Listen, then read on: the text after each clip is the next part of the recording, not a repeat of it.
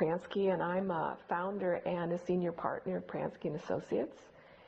And Pransky and Associates is an organization that works with people and businesses, and actually anybody that shows up at our door we work with. And basically what we do is we help them understand how their experience is created in life, and this seems to really, people seem to really like that. What they mean to me is a sense of relief, I guess, that I don't have to take my experience so seriously, because they explain my experience. Thought, consciousness, and mind are principles that produce my experience of life in an inside kind of way as opposed to outside circumstance. And there's a real sense of relief about that it has to do with me and nobody else or nothing else. So a whole layer of worry about life and fears about life in so many ways just left me when I started to understand the principles and how they work. Not on an intellectual level. On an intellectual basis, understanding the principles really don't help you. But I find that people, including myself, are capable or able to understand them in a different way from a different place within themselves other than intellectually, and that really matters, and that's what gives you the traction to have your experience change around this understanding in a positive way. Because the other thing that was really helpful in terms of my own understanding of the principles is that they're neutral. When I first learned them, I thought they were good. In other words, if you understood the principles, you'd have good experiences. And if you didn't understand the principles, you'd have bad experiences. And that understanding the neutrality of them as a system, as a principle, to create experience includes good experience, bad experience in different, it's like everything. So it doesn't exclude bad experiences, it explains all experience. And that, again, was really helpful to me. It was a relief in another way, because I wasn't trying to have certain experiences so that I was doing the principles right. And I think that that's a pitfall that people fall into. And I hear this in people. I did the principles right, I did them wrong, I got the right feeling, so I'm doing them right. And I realized that it makes it hard for people. It gives them another job if they have to do the principles right. And what's true is that everybody's doing the principles right all the time, no matter what their experience or feeling. They're always doing the principles right, because the principles account for all of the content of our thought and feeling. But I think what happens to people, I think it's a misunderstanding or a way of talking about doing the principles right, is that as we understand how they work in us in life, we get a sense of clarity and confidence. We kind of sort ourselves out. And there's a way in which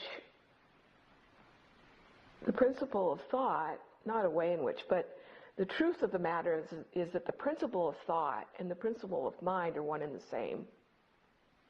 And as you start to understand that, naturally your thinking purifies, so that you do have a more positive experience of life when you start experiencing the purity of thought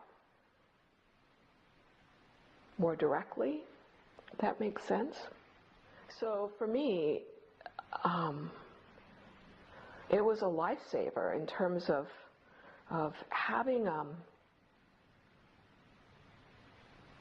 an understanding of life like you would have an understanding of gravity. Like when you understand gravity, you know it's not such a good idea to jump off a bridge or drop a glass on a hardwood floor, because you're just going to have to clean up a mess. And so understanding the principles within my own mind is kind of analogous to that to me. It's like, and a lot of times I can avoid a mess. The principles are different from other. Well, the principles aren't an approach.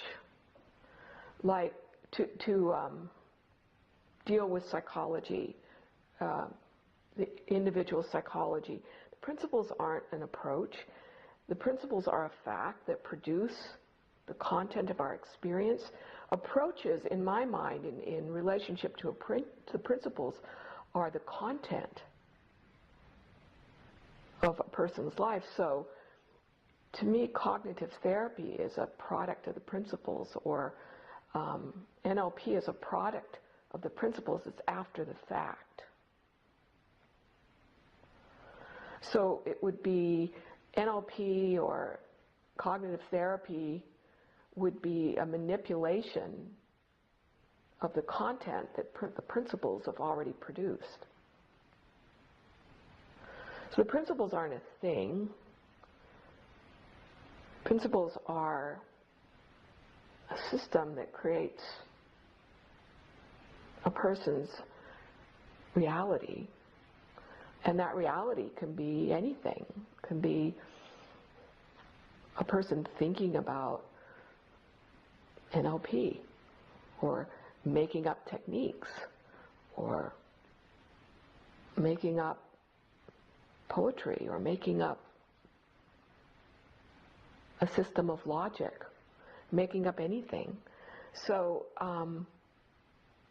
that's how it differs. It's a different paradigm. It's a whole nother. You can't really. It's not on the same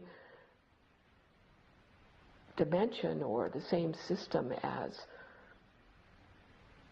NLP or cognitive therapy. It's just something other. And it's something that's tends to be very comforting to people, or at least it is to me, when I understand how my experience is made up from the inside out.